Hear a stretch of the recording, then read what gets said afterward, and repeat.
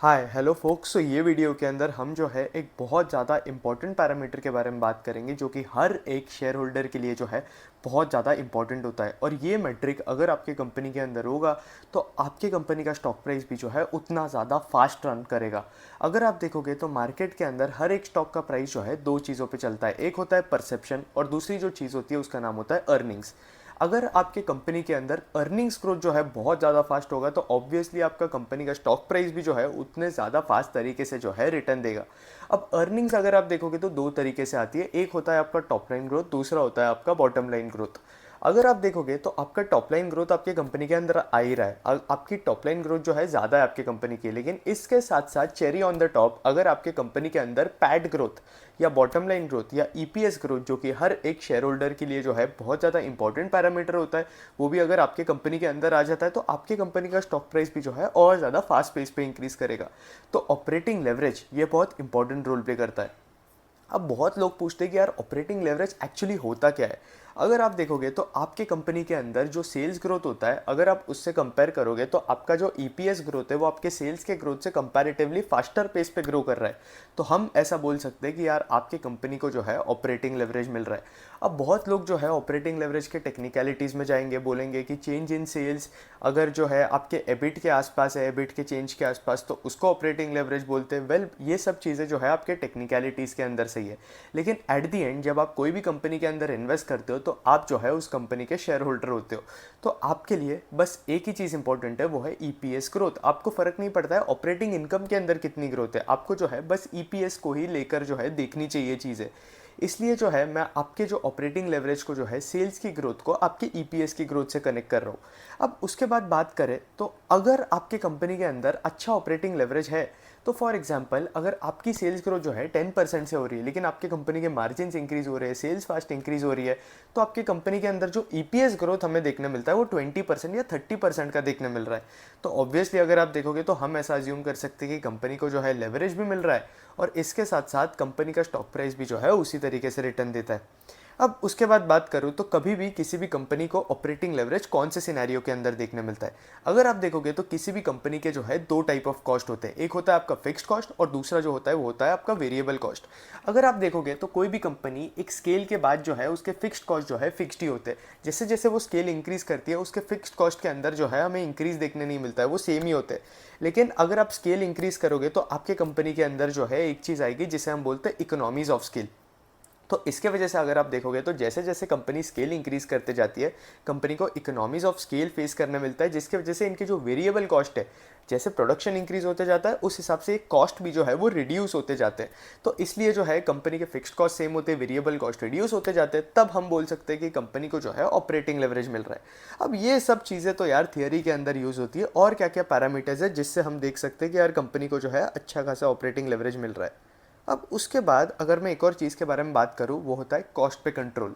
अगर आप देखोगे तो कोई कंपनी है जैसे कि आपकी बड़ी बड़ी लार्ज कैप कंपनीज़ है, उन्हें अगर ऑपरेटिंग लेवरेज मिलना है, ब्रिटानिया जैसी कंपनीज़, तो इन कंपनीज़ के अंदर सीन क्या होता है कि इनका सेल्स ग्रोथ जो है ज़्यादा नहीं होता है, 5, 10, 7, 8, 9, 10% के आसपास जो है ये सेल्स इंक्रीज़ कर रही है। लेकिन फिर भी अगर आप देखोगे तो इन कंपनीज़ को जो है ऑपरेटिंग लेवरेज कब मिलता है, हालांकि ब्रिटानिया को मिल नहीं रहा है, लेकिन अगर आप दूसरी लार्ज कैप कंपनीज़ को भी देखोगे टाइटन जैसी, तो इन कंपनीज़ को ऑपरेटिंग लेवरेज कब मिलता है, जब अगर आप देखोगे तो ये सारी कंपनीज जो है अपने कॉस्ट के ऊपर कंट्रोल करेगी। तो जब कॉस्ट के ऊपर कंट्रोल रहेगा तो ऑब्वियसली आपके मार्जिन इसके वजह से इंक्रीज हो गया, अगर आप पैट मार्जिन की बात करोगे तो जिसके वजह से आपको ऑपरेटिंग लेवरेज मिलेगा। और भी बहुत सारे सिनेरियोज है, ये सब चीज़ें जो है यूजुअली कॉस्ट कंट्रोल जो है उन कंपनीज के अंदर होती है जहां ग्रोथ नहीं है। इसके अलावा कुछ कंपनीज होती है जो कि आपके ग्रो भी होती रहती है, जैसे कि बात करूँ तो एक स्मॉल कैप कंपनी है जिसका नाम है एसोसिएटेड अल्कोहल्स। तो इधर भी जो है मैनेजमेंट जो है कॉस्ट कंट्रोल के बारे में बात कर रहा था अपने कॉन्फ्रेंस कॉल के अंदर, अगर आप जाके पढ़ोगे तो आपको आइडिया लग जाएगा। अब ये कॉस्ट कंट्रोल, कॉस्ट एफिशिएंसी जब कोई भी कंपनी का मैनेजमेंट करता है तो हमें जो है ऑपरेटिंग लेवरेज देखने मिलता है, जिसके वजह से अगर आप देखोगे तो ईपीएस के अंदर जो है हमें अच्छी खासी ग्रोथ जो है देखने मिल सकती है। अब इसके बाद जो दूसरा पैरामीटर होता है वो है कैपेसिटी यूटिलाइजेशन। फॉर एग्जांपल अगर आप एक कंपनी रन करते हो और आपकी कंपनी के अंदर जो है कैपेसिटी यूटिलाइजेशन नहीं है, फॉर एग्जांपल आप जो है 100 यूनिट प्रोड्यूस कर सकते हो लेकिन आप जो है सिर्फ 40 यूनिट से प्रोड्यूस कर पा रहे हो, तो अगर आप देखोगे तो यहाँ कैपेसिटी यूटिलाइजेशन जो है वो रिड्यूस हो जाता है। अब कैपेसिटी यूटिलाइजेशन रिड्यूस होने वाली प्रॉब्लम जो है ईपैक को फेस करने मिल रही है, जिसके वजह से अगर आप देखोगे तो स्टॉक जो है बिल्कुल रिटर्न देना ही बंद कर देता है। अब सीन क्या होता है कि आपको जो 40 यूनिट्स पे फिक्स्ड कॉस्ट लगने वाला है वो फॉर एग्जांपल 100 रुपीज़ है, और आप 100 यूनिट्स भी प्रोड्यूस करोगे तो भी आपको 100 रुपीज़ का ही फिक्स्ड कॉस्ट लगने वाला है। तो आप देख सकते हो ना, तो आपको सिर्फ 40 यूनिट्स प्रोड्यूस करना जो है ज़्यादा एक्सपेंसिव हो जाता है एज़ कम्पेयर टू आपका 100 यूनिट्स। तो ये फिक्स्ड कॉस्ट वाला सीन जो है आपके थिएटर वाले कंपनीज़ के अंदर एप्लीकेबल होता है, जो आपकी पीवीआर वगैरह है, आईनॉक्स वगैरह है। तो यहाँ पे जो है ये आपका ऑपरेटिंग लेवरेज जो है बहुत ज़्यादा इंपॉर्टेंट रोल प्ले करता है अगर आप देखोगे तो। क्योंकि जब आपका कैपेसिटी यूटिलाइजेशन इंक्रीज होते जाता है तब आपको जो है फिक्स्ड कॉस्ट सेम ही होते हैं, और बस आपके वेरिएबल कॉस्ट वगैरह जो है ऑटोमेटिकली रिड्यूस होना स्टार्ट हो जाते हैं। तो ये एक सीन है। फिर इसके बाद एक और चीज़ जिससे अच्छा खासा ऑपरेटिंग लेवरेज मिल सकता है वो है वैल्यू एडेड प्रोडक्ट्स। अगर आप देखोगे तो कोई भी कंपनी अपने प्रोडक्ट मिक्स चेंज कर रही है, वहाँ पे जो है ऐसे प्रोडक्ट्स ऐड कर रही है जिनके वजह से कंपनी के मार्जिन इंप्रूव हो, उसे जो है हम वैल्यू एडेड प्रोडक्ट्स बोलते हैं। फॉर एग्जाम्पल अगर आप देखोगे तो इंडस्ट्री के अंदर एक कंपनी है जिसका नाम है मनोरमा इंडस्ट्री। अब ये जो है आपके कोकोआ प्रोडक्ट्स वगैरह होते हैं, उनके थ्रू ये लोग जो है वैल्यू एडेड प्रोडक्ट्स बनाते हैं। तो आपका कोकोआ बटर हो गया, ये सब चीज़ें जो हो गई, ये जो आपके मनोरमा इंडस्ट्री के जो है ये कुछ प्रोडक्ट्स है। तो अब इसके वजह से ये जो है high value added product sale करती है। इसके वजह से अगर आप देख सकते हो तो इनके मार्जिन भी जो है इंप्रूव होते जा रहे हैं, और इसके साथ साथ मैनेजमेंट भी जो है ज़्यादा से ज़्यादा स्ट्रेस दे रहा है कि इन्हें जो है अपने वैल्यू एडेड प्रोडक्ट्स जो है बहुत ज़्यादा फास्ट पेस पे इंक्रीज़ करने। तो ये कुछ सीन है। फिर इसके अलावा भी अगर आप देख रहे हो तो मनोरमा इंडस्ट्री जो प्रोडक्ट्स के अंदर ऑपरेट करती है, इनके जो मार्जिन्स है वो भी बहुत ज़्यादा इन प्रोडक्ट्स के अंदर। अब ये क्यों है? क्योंकि इनके जो प्रोडक्ट्स है वो वैल्यू एडेड प्रोडक्ट्स है बेसिकली। अगर आप देखोगे तो आप कोई भी सिंपल चीज़ सेल करते हो तो उसमें जो है आपके मार्जिन्स कम होते हैं। फॉर एग्जांपल अगर आप डायरेक्ट कोकोआ सेल करते हो तो आपके मार्जिन्स कम होते हैं, लेकिन ये जो है कोकोआ बटर अल्टरनेटिव बनाते हैं। तो ऑब्वियसली आप जितनी ज़्यादा कॉम्प्लेक्स चीज़ें करते हो आपके मार्जिन्स उतने ज़्यादा इंप्रूव होते जाते हैं। फार्मा इंडस्ट्री के अंदर भी जो है ये चीज़ बहुत ज़्यादा होती है। अगर आप देखोगे तो कुछ फार्मा कंपनीज़ है जैसे कि ब्लूजेट हेल्थ केयर हो गया, जो कि आपकी सीडीएमओ कंपनी है, या फिर अगर आप देखोगे तो आपका जो दूसरी कॉम्प्लेक्स मॉलिक्यूल्स के अंदर जो फार्मा कंपनी है उनके केस में अगर आप देखोगे तो मार्जिन्स जो है कंपैरेटिवली ज़्यादा होते हैं। लेकिन उसी तरीके से आप जेनेरिक फार्मा कंपनीज़ को देखोगे, जैसे कि आपका जो है क्या नाम था उस कंपनी का, मुझे एग्जैक्ट याद नहीं आ रहा है। तो वहाँ पे अगर आप देखोगे जेनेरिक फार्मा कंपनीज़ के अंदर, तो वहाँ पे जो है मार्जिन्स भी जो है बहुत ज़्यादा कम होते हैं अगर आप देखोगे तो। ये सीन होता है। तो आप कितने कॉम्प्लेक्सिटी ऑफ प्रोडक्ट्स प्रोवाइड करते हो, आप कितने ज़्यादा वैल्यू एडेड प्रोडक्ट्स दे सकते हो, उसके ऊपर जो है वो डिपेंड करता है। हाँ, मार्क्सन्स फार्मा था जेनेरिक्स वाली कंपनी का। तो यह अगर आप देख सकते हो तो यार मार्जिन्स भी अच्छे नहीं है। सीडीएमओ सेगमेंट के अंदर अगर आप देख रहे हो तो एक कंपनी है, बायोटेक नाम था क्या उस कंपनी का, बायोटेक या बायोकॉन नाम था, मुझे एग्जैक्ट नाम याद नहीं आ रहा है। वहाँ पे भी अगर आप देखोगे तो ये सेम इशू देखने मिला था। तो ये कुछ इश्यूज़ होते हैं। फिर इसके बाद जो है किसी भी कंपनी का जब केपेक्स लाइव हो रहा होता है, अगर आप देखोगे तो कोई भी कंपनी जब केपेक्स करती है तब उनके मार्जिन्स वगैरह जो है रिड्यूस होते जाते हैं, क्योंकि अगर आप देख रहे हो तो इनके फाइनेंस कॉस्ट इंक्रीज होते जाते हैं, इंटरेस्ट कॉस्ट इंक्रीज होते जाता है, जिसके वजह से जो है हमें मार्जिन के अंदर फॉल देखने मिलता है। तो जब केपेक्स लाइव हो जाता है, केपेक्स स्टार्ट होकर केपेक्स यूटिलाइजेशन वगैरह होना स्टार्ट हो जाता है, इनकी फैसिलिटी के अंदर अगर आप देख रहे हो तो सेल्स वगैरह वहाँ से होनी स्टार्ट हो जाती है, ब्रेक इवन कर देती है फैसिलिटी, तो तब उस फैसिलिटी को जो है ऑपरेटिंग लेवरेज देखने मिलता है। तो आपको उन कंपनीज़ को भी देखना है जहाँ पे जो है केपेक्स लाइव हो रहा है और जहाँ पे कंपनीज़ को जो है अच्छा खासा ऑपरेटिंग लेवरेज मिल रहा है। अब ये जो है हमने कुछ बात करी, अब जो है हम सीधा कंपनीज़ के एग्जाम्पल के बारे में जो है सीधा जाकर बात करेंगे। रिटेल सेक्टर के अंदर एक कंपनी है जिसका नाम है वी टू रिटेल। अब वी टू रिटेल देखोगे तो वी टू रिटेल को जो है अच्छा खासा ऑपरेटिंग लेवरेज देखने मिल रहा है, जहां अगर आप इसकी सेल्स देखोगे तो सेल्स के अंदर जो है हमें 58% का इंक्रीज देखने मिला, और इसके बाद अगर आप इनका प्रॉफिट ग्रोथ देखोगे तो प्रॉफिट ग्रोथ हमें जो है 117% के आसपास देखने मिला।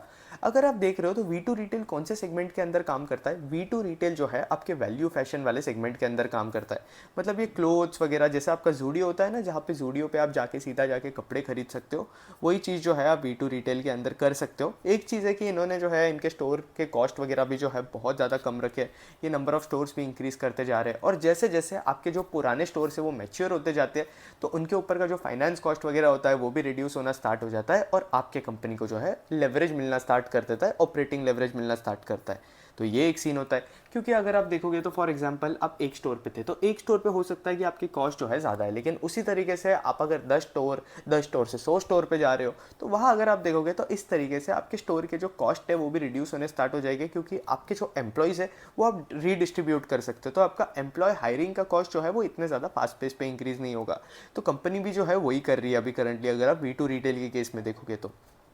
इसके अलावा कंपनी जो है अगर आप देख रहे हो तो कंपनी के मार्जिन्स भी इंक्रीज़ हो रहे हैं वी टू रिटेल के केस में अगर आप देख रहे हो। तो इसलिए जो है इनके मार्जिन्स पहले 16% के आसपास थे दिसंबर के अंदर, अभी मार्जिन्स जो है 19% के आसपास जा चुके हैं, जिसके वजह से भी जो है हमें इतना अच्छा खासा जो है ऑपरेटिंग लेवरेज मिल रहा है। इसके अलावा कंपनी जो है अपने ऑपरेशंस वगैरह भी जो है एफिशिएंटली कर रही है, कॉस्ट पे भी फोकस कर रही है, जिसके वजह से हमें ये जो है इस कंपनी के अंदर ऑपरेटिंग लेवरेज देखने मिल रहा है। उसके बाद अगर आप देखोगे तो वी टू रिटेल जो है अपने नंबर ऑफ स्टोर्स भी इंक्रीज़ कर रही है। इनका सेम स्टोर सेल्स ग्रोथ जो कि एक बहुत ज़्यादा इंपॉर्टेंट पैरामीटर होता है, वहाँ पे अगर आप देखोगे तो वो भी जो है इनका 25% प्लस के आसपास है। तो ये सीन है वी टू रिटेल के साथ करंटली जो है। इसके साथ साथ मार्केट भी फास्ट पेस पे ग्रो कर रहा है, सेल्स भी फास्ट पेस पे ग्रो कर रही है। और जब आपकी जो है सेल्स बहुत ज़्यादा फास्ट पेस पे ग्रो कर रही होती है और आपके नंबर ऑफ स्टोर जो है ऑलरेडी एस्टेब्लिश्ड होते हैं और फिर आप नए स्टोर्स वगैरह ओपन करते रहते हो, लेकिन आप जो नए स्टोर्स ओपन करते हो ऑब्वियसली जितने आपके नंबर ऑफ स्टोर्स है उससे ज़्यादा फास्ट पेस पे तो ओपन कर ही नहीं रहते हो, जब तक कंपनी जो है बहुत ज़्यादा एकदम हैवी केपेक्स नहीं कर रही है। तो यहाँ पे अगर आप देख सकते हो तो ऑपरेटिंग लेवरेज किक इन होना स्टार्ट हो जाता है। अब वी टू रिटेल जो है FY25 के अंदर 100 स्टोर के आसपास ओपन करने का जो है प्लान कर रहा है, और ये सारे स्टोर जो है इंटरनल एक्यूरल्स के थ्रू जो है ये लोग फंड करेंगे। तो ये एक सीन चल रहा है वी टू रिटेल के अंदर, जहाँ ऑपरेटिंग लेवरेज जो है बहुत ज़्यादा है, मार्जिन इंक्रीज जो कि एक बहुत बड़ा रीज़न है आपके ऑपरेटिंग लेवरेज का इस कंपनी के अंदर। इसके साथ साथ नंबर ऑफ स्टोर्स भी इंक्रीज होते जा रहे हैं, जिसके वजह से अगर आप देख रहे हो तो अच्छा खासा जो है ऑपरेटिंग लेवरेज मिल रहा है।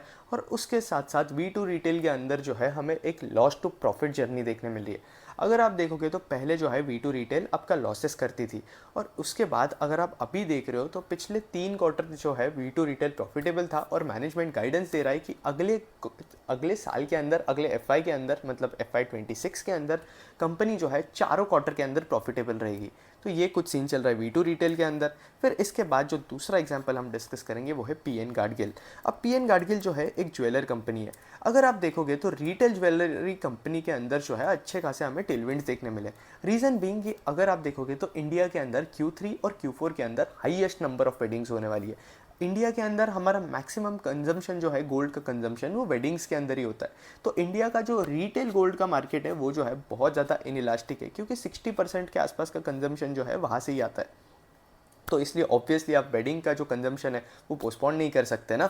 तो इसलिए अगर आप देखोगे तो जब गोल्ड के प्राइसेस भी इंक्रीज होते रहते हैं, हमें इन कंपनी के अंदर जो है वॉल्यूम ग्रोथ जो है वो फिर भी थोड़ा बहुत जो है देखने मिल रहा होता है। अब पीएन गाडगिल क्या कर रहा था, पीएन गाडगिल जो है पहले गोल्ड ज्वेलरी वगैरह भी सेल करता था। अगर आप ज्वेलरी इंडस्ट्री के अंदर देखते हो, ऑब्वियसली गोल्ड ज्वेलरी अभी भी सेल करता है, लेकिन अगर आप ज्वेलरी इंडस्ट्री के अंदर देखोगे तो एक बहुत इंपॉर्टेंट रेशियो होता है जिसका नाम होता है स्टडेड रेशियो या स्टडेड मिक्स। अब आपके ज्वेलरी कंपनी के अंदर जितना ज़्यादा आपका स्टडेड मिक्स होता है उतना ज़्यादा आपका मार्जिन इंप्रूव होते जाते हैं। अगर आप देखोगे तो गोल्ड के साथ साथ कंपनी जो है गोल्ड ऑर्नामेंट्स पे रूबीज़ लगा देगी, एमरल्ड्स लगा देगी, डायमंड्स लगा देगी, और जितना ज़्यादा इनका स्टडेड मिक्स होगा उतने ज़्यादा इनके मार्जिन जो है इंप्रूव होते जाएंगे। तो अभी करंटली पीएन गाडगिल की अगर आप जाकर कॉन कॉल पढ़ोगे तो मैनेजमेंट यही बता रहा है कि ये लोग जो है इनका स्टडेड मिक्स जो है वो इंक्रीज़ कर रहे हैं। इसके साथ साथ अगर आप देखोगे तो कंपनी का मैनेजमेंट ये भी प्लान कर रहा है कि पहले जो है ये लोग बुलियन सेल करते थे। बुलियन जो है बहुत ज़्यादा लो मार्जिन प्रोडक्ट हुआ करता था, क्योंकि बुलियन में जो है आपका कोई स्टडेड वगैरह होता नहीं है, आप कोई डिज़ाइनिंग कॉस्ट लेते नहीं हो, आप सीधा बुलियन लेते हो और सेल करते हो। तो ये बुलियन सेल जो है मैनेजमेंट ने अभी रोक दिया अगर आप देखोगे तो, जिसके वजह से हमें जो है कंपनी के मार्जिन इंप्रूव होते हुए दिखेंगे। और अभी अगर आप पीएन गाडगिल को देखोगे तो इनकी सेल्स ग्रोथ थी सिर्फ 24% के आसपास, जहाँ अगर आप इनकी प्रॉफिट ग्रोथ देखोगे तो 49% के आसपास थी। मतलब हम ऐसा बोल सकते हैं कि कंपनी के अंदर जो है ऑपरेटिंग लेवरेज किक इन हो रहा है। तो ये कैसे होता है, जब आपका प्रोडक्ट मिक्स चेंज होता है तब आपको जो है ऑपरेटिंग लेवरेज मिलना जो है ऑटोमेटिकली स्टार्ट हो जाता है। अब पीएन गाडगिल के पास एक और एग्जाम्पल है जिसका नाम है पीजी इलेक्ट्रोप्लास्ट। अगर आप कोई भी एसेट के ऊपर अगर आप आपका स्केल इंक्रीज करते जाते हो और आपकी फैसिलिटी सेम होती है तो हम बोलते हैं कि आपका एसेट टर्न जो है वो इंक्रीज़ होते जा रहा है। जब आपका एसेट टर्न इंक्रीज़ होते जाता है बहुत फास्ट पे, तब भी जो है आपको अच्छा खासा ऑपरेटिंग लेवरेज मिल रहा होता है, कंसिडरिंग कि आपके जो है मैक्सिमम फिक्स्ड एसेट है उसके अंदर। तो पीजी इलेक्ट्रोप्लास्ट की बात करूँ तो पीजी इलेक्ट्रोप्लास्ट जो है एक ईएमएस डिवीजन के अंदर कंपनी है। इस कंपनी को भी अगर आप देखोगे तो अच्छा खासा ऑपरेटिंग लेवरेज जो है हमें इस कंपनी में देखने मिल रहा है। अगर आप सेल्स ग्रोथ देखोगे इस कंपनी की तो सिर्फ 82% के आसपास है सेल्स ग्रोथ, जो कि एक्चुअली बहुत ज़्यादा है। अगर आप ईएमएस स्पेस के अंदर देखोगे तो पीजी इलेक्ट्रोप्लास्ट जो है मैक्सिमम और बहुत ज़्यादा फास्ट पेस पे ग्रो कर रहा है। तो यहाँ अगर आप देखोगे तो इनका ऑपरेटिंग लेवरेज, आप यहाँ आकर देखो, ऑपरेटिंग लेवरेज जो है 106% के आसपास है। तो हम ऐसा बोल सकते हैं कि जहां कंपनी की सेल्स ही 82% से इंक्रीज हो रही है, प्रॉफिट के अंदर हमें जो है 106% का इंक्रीज देखने मिल रहा है, ईपीएस के अंदर भी जो है हमें 106% का इंक्रीज देखने मिल रहा है। मतलब आपकी जो अर्निंग्स है वो आपकी सेल से जो है बहुत ज़्यादा फास्टर पेस पे ग्रो कर रही है। इसका मतलब आपके कंपनी को जो है अच्छा खासा ऑपरेटिंग लेवरेज मिल रहा है। अब ये कंपनी को लेवरेज क्यों मिल रहा है? अगर आप देखोगे तो मार्जिन के अंदर जो है हमें इंक्रीज देखने मिल रहा है। इसके अलावा अगर आप देखोगे तो पीजी इलेक्ट्रोप्लास्ट के जो एसेट टर्न्स है वो बहुत ज़्यादा है। अब ऑब्वियसली ईएमएस स्पेस के अंदर जो है रूम एयर कंडीशनर का जो है टेलविंड चल रहा है करंटली, वही मेगा ट्रेंड चल रहा है करंटली। तो इसलिए अगर आप देखोगे तो आपका जो एसी वाला बिजनेस है वो थोड़ा लो मार्जिन बिजनेस होता है, तो इसलिए ऑपरेटिंग लेवरेज जो है इतना ज़्यादा दिखना पॉसिबल नहीं है इधर। लेकिन मैनेजमेंट ने जो गाइडेंस दिया है, उन्होंने गाइडेंस दिया है कि ये लोग जो है कुछ 86% का ग्रोथ करेंगे, 86 या 85% के आसपास का, और प्रॉफिट ग्रोथ जो है 105% के आसपास रहेगा। तो मैनेजमेंट ये बता रहा है कि FY25 के अंदर कंपनी को जो है अच्छा खासा ऑपरेटिंग लेवरेज मिलेगा। अब बहुत सारी कंपनीज होती है जिन्हें पहले ऑपरेटिंग लेवरेज मिल रहा होता है और फिर उसके बाद जो है इनका ऑपरेटिंग लेवरेज जो है एकदम से वैनिश हो जाता है। जब आपका ऑपरेटिंग लेवरेज जो है वैनिश हो जाता है तब आपकी ईपीएस ग्रोथ रुक जाती है और ऑब्वियसली आपका स्टॉक जो है वो परफॉर्म करना बंद कर देता है।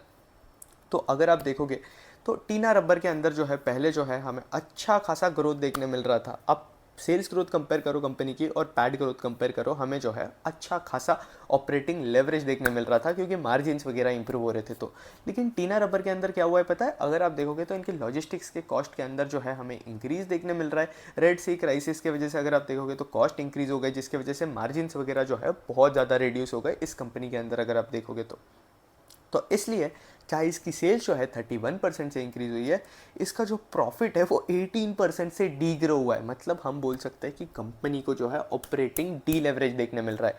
और एक बार अगर आपके कंपनी के अंदर ऑपरेटिंग डी लेवरेज मिलना स्टार्ट हो जाता है तो आपका स्टॉक जो है रिटर्न देना बंद कर देता है।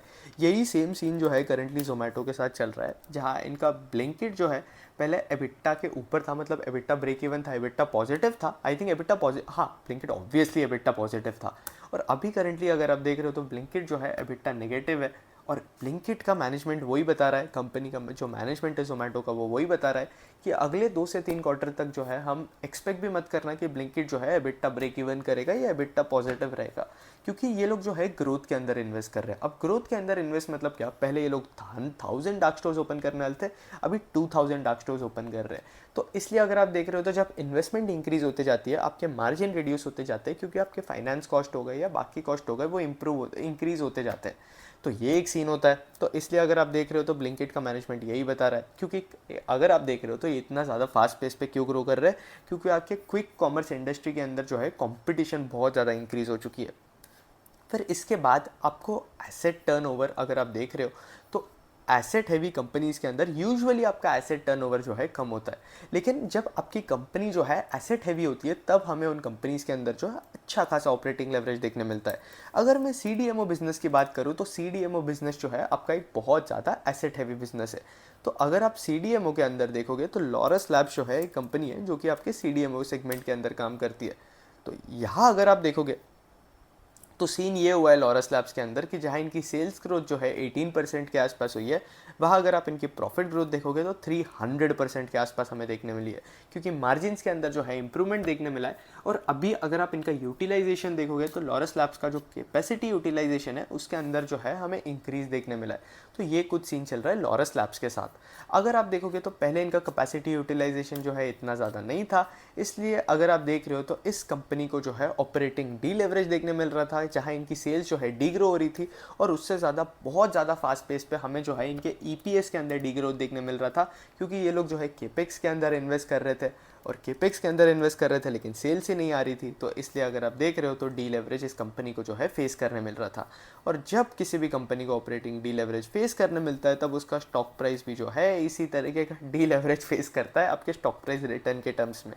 क्योंकि मैंने हर एक चीज़ आपको पहले ही बता दी, आपके मार्केट के अंदर हर एक स्टॉक प्राइस, हर एक स्टॉक, हर एक बिजनेस जो है 2 चीज़ों पे चलता है।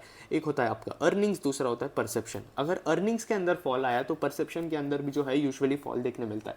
लेकिन अगर अर्निंग्स के अंदर फॉल देखने मिल रहा है और परसेप्शन इंटैक्ट है तो स्टॉक प्राइस भी जो है इंटैक्ट रहेगा। अब कुछ और एग्जांपल्स लेते हैं तो सीडीएमओ सेगमेंट के अंदर एक और कंपनी है जिसका नाम है ब्लू जेट हेल्थ केयर। अगर आप ब्लू जेट हेल्थ केयर के अंदर देखोगे तो हमें जो है अच्छे खासे मार्जिन्स देखने मिल रहे हैं, मार्जिन्स के अंदर इंप्रूवमेंट देखने मिल रहा है। इसके साथ साथ इनके जो मॉलिक्यूल्स है वो कमर्शियलाइज होने वाले हैं अगर आप देखोगे तो। और जब कोई भी आपकी सीडीएमओ कंपनीज के मॉलिक्यूल जो है जब कमर्शियलाइज होने स्टार्ट हो जाते हैं, तब अगर आप देख सकते हो तो इनके मार्जिन्स वगैरह भी जो है वो इंप्रूव होने स्टार्ट हो जाते हैं और कंपनी को जो है ऑपरेटिंग लेवरेज देखने मिलता है। और किसी भी सीडीएमओ कंपनीज के अगर मार्जिन जो है वो इंक्रीज हो रहे होते हैं, तो तब आप देख सकते हो कि आपका सेल्स ग्रोथ जो है हमें बहुत ज़्यादा देखने मिलता है, जैसे कि हमें ब्लू जेट के केस में देखने मिल रहा है। और अगर आप देख रहे हो तो प्रॉफिट ग्रोथ भी जो है 154% के आसपास है ईपीएस के आसपास। ये क्यों देखने मिल रहा है? हमें मॉलिक्यूल कमर्शियलाइजेशन की वजह से। फिर इसके बाद अगर मैं एक और कुछ एग्जांपल लूँ तो आपका केपेक्स जब लाइव आता रहता है तब भी जो है आपको ऑपरेटिंग लेवरेज मिलता है। अब करंटली अगर आप हॉस्पिटल सेक्टर के अंदर देखोगे तो मोस्ट ऑफ दी आपके हॉस्पिटल कंपनीज जो है केपेक्स के अंदर इन्वेस्ट कर रही है। अब ये कंपनीज जब केपेक्स के अंदर इन्वेस्ट करती है तो इनके कुछ 1 से 2 या 3 क्वार्टर होते हैं जहाँ जो है मार्जिन डिप्रेस हो जाते हैं। और डिप्रेस मार्जिन एक बार हो जाते हैं और एक बार ये केपेक्स जो है यूटिलाइज करना स्टार्ट कर देते हैं। फॉर एग्जांपल अब ये लोग हॉस्पिटल्स पुटअप कर रहे हैं, केपेक्स कर रहे हैं, केपेक्स ये लोग ग्रीन फील्ड केपेक्स भी कर रहे हैं, ब्राउन फील्ड केपेक्स भी कर रहे हैं। यथार्थ ने अगर आप देखोगे तो 2 हॉस्पिटल्स को एक्वायर किया, 700 बेड से इन्होंने इनकी कैपेसिटी इंक्रीज की है। अब ये जो केपेक्स था ये ब्राउन फील्ड केपेक्स था। तो ब्राउन फील्ड केपेक्स हो गया या ग्रीन फील्ड केपेक्स हो गया, इसमें जो है आपको वेट करना पड़ेगा 3 से 4 क्वार्टर। आपको वो फैसिलिटी जो है, नया हॉस्पिटल जो है वो ब्रेक इवन करने के लिए वेट करना पड़ेगा।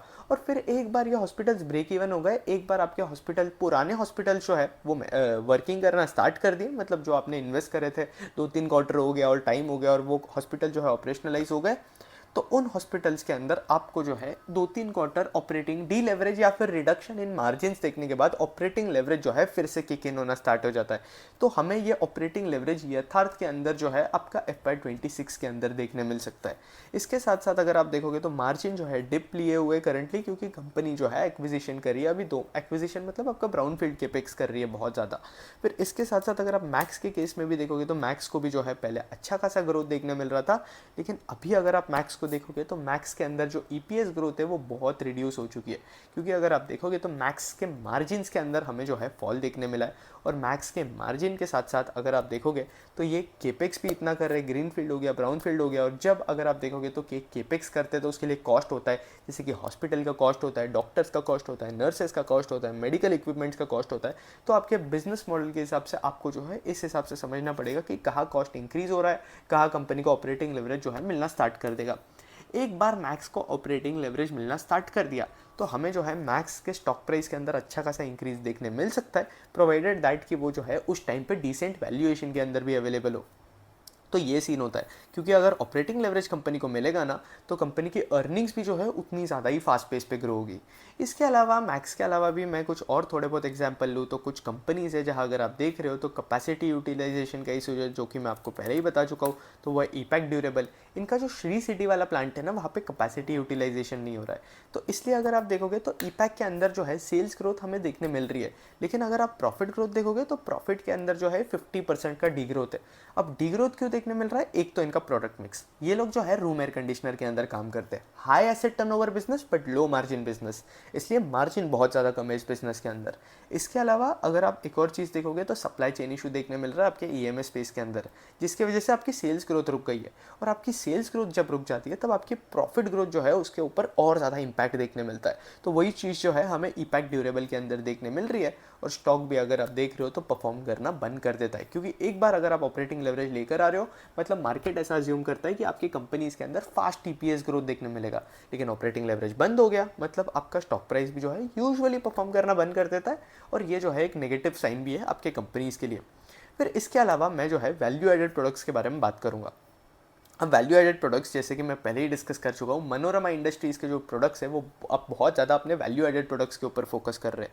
इसके साथ साथ मनोरमा इंडस्ट्रीज़ का जो मैनेजमेंट है वो गाइडेंस वगैरह भी दे रहा है। अगर आप देखोगे तो अच्छा खासा गाइडेंस है, 75% ग्रोथ के आसपास का ग्रोथ भी है, ऑपरेटिंग लेवरेज भी है, मार्जिन भी इंप्रूव हो रहे हैं। तो ये चीज़ें जो है आपके बिजनेस के ऊपर बहुत ज़्यादा पॉजिटिव साइन देती है।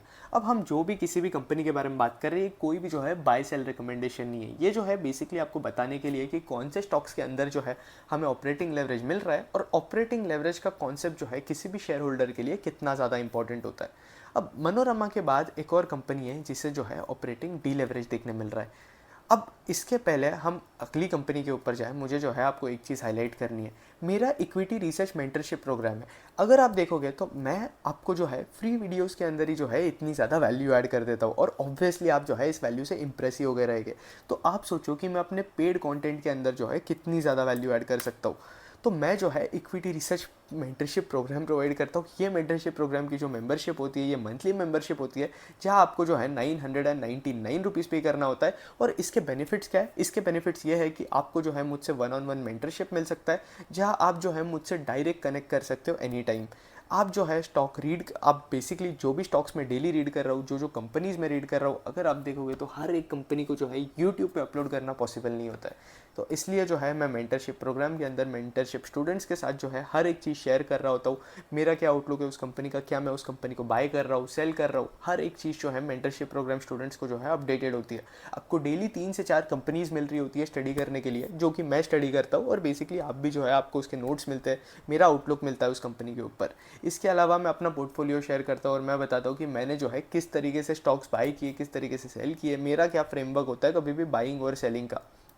इसके साथ साथ जब आपके Q4 रिजल्ट्स आएंगे या Q3 रिजल्ट्स, कभी भी आपके क्वार्टर रिजल्ट स्टार्ट हो रहे होते हैं, तब जो है हम वीकली लाइव सेशंस करते हैं और सारी कंपनीज कवर करते हैं जो कि मैं ट्रैक करता हूँ। अगर आप देखोगे तो मैं जो है 400 प्लस कंपनीज ट्रैक करता हूँ। तो वो सारी कंपनीज़ को जो मैं लाइव वर्कशॉप के अंदर डिस्कस करता हूँ, और हम डिकोड करते हैं इनके क्वार्टरली रिजल्ट्स, कॉन कॉल्स वगैरह, हर चीज़ डिकोड करते हैं। तो ये सारे बेनिफिट्स जो है आपको मेंटरशिप प्रोग्राम के अंदर मिलेंगे। डिस्क्रिप्शन के अंदर लिंक दिया हुआ है, आप सीधा ये फॉर्म भर दो और उसके बाद जो है आप पेमेंट कर सकते हो। पेमेंट करने के बाद मैं विद इन 24 आवर्स जो है आपको 1-on-1 आकर जो है कनेक्ट करूँगा, और आपके मेंटरशिप प्रोग्राम के ग्रुप के अंदर जो है आप ज्वाइन कर सकते हो उसके बाद। तो बस यही था, जल्द से जल्द नीचे डिस्क्रिप्शन के अंदर लिंक दी हुई है, जल्द से जल्द मेंटरशिप प्रोग्राम ज्वाइन कर लेना। अब इसके बाद जो आखिरी स्टॉक है जो कि मुझे डिस्कस करना था, वो है एशियन पेंट्स। एशियन पेंट्स के अंदर अगर आप देखोगे तो ये लोग जो है केपेक्स कर रहे हैं। अगर आप देखोगे इनकी बैलेंस शीट, तो इनका CWIP जो है कॉन्स्टेंटली इंक्रीज होते जा रहा है। अब इसके अलावा एशियन पेंट्स के अंदर प्रॉब्लम क्या हुआ है, पेंट इंडस्ट्री के अंदर जो है आपका ग्रासिम, जो कि आदित्य बिरला की कंपनी है, उन्होंने जो है बहुत बड़ा केपेक्स अनाउंस किया है पेंट इंडस्ट्री का। I think 1/3 of the industry था। तो इसकी वजह से अगर आप देख रहे हो तो कॉम्पिटिटिव इंटेंसिटी की वजह से इनकी जो सेल्स की जो है डीग्रोथ देखने मिल रही है हमें एशियन पेंट्स की। इसके साथ साथ इनके जो है मार्जिन के अंदर फॉल देखने मिल रहा है, जिसकी वजह से अगर आप देखोगे तो इनकी जो अर्निंग्स ग्रोथ है उनके अंदर भी हमें फॉल देखने मिल रहा है। तो जहाँ अगर आप एशियन पेंट्स की सेल्स ग्रोथ देखोगे -6% की, तो आप इनकी EPS ग्रोथ देखो जो कि -23% के आसपास है। तो हम ऐसा बोल सकते हैं कि ऑपरेटिंग डीलेवरेज कंपनी को जो है देखने मिल रहा है। और अगर आप देखोगे तो एशियन पेंट्स का स्टॉक जो है परफॉर्म नहीं कर रहा है। अब एशियन पेंट्स का स्टॉक जो है तभी परफॉर्म करेगा जब एशियन पेंट्स के अंदर जो ग्रोथ है, सेल्स ग्रोथ, जो कि एशियन पेंट जो है पहले जो पेस पे ग्रो कर रहा था, अगर आप देखोगे तो ये जो फास्ट पेस पे, जिस पेस पे एशियन पेंट्स ने जो है ग्रो किया है, अगर आप देखोगे तो जहाँ शेयर होल्डर्स को मैक्सिमम रिटर्न दिए गए, वो अगर पेस ऑफ ग्रोथ फिर से आ जाता है, तो एशियन पेंट्स का स्टॉक जो है फिर से परफॉर्म करना स्टार्ट कर देगा। तो इस वीडियो को जो है मैं बस इतना ही रखूँगा। होपफुली आपको ये ऑपरेटिंग लेवरेज वाला कॉन्सेप्ट जो है समझ आया होगा। कोई भी चीज़ जो थी बाय और सेल रिकमेंडेशन नहीं थी। और इसके अलावा इक्विटी रिसर्च मेंटरशिप प्रोग्राम को ज़रूर ज्वाइन करना, कंसिडर करना। होपफुली आपको ये वीडियो अच्छा लगा होगा। अगर आपको ऐसे और वीडियो चाहिए तो कमेंट सेक्शन के अंदर आकर बताना, और इस वीडियो को जो है मैक्सिमम लाइक और शेयर करना। वीडियो अच्छा लगा तो लाइक कर देना, कंटेंट अच्छा लगा तो चैनल सब्सक्राइब कर देना। That's it, thank you for watching. Hopefully अच्छा लगा होगा।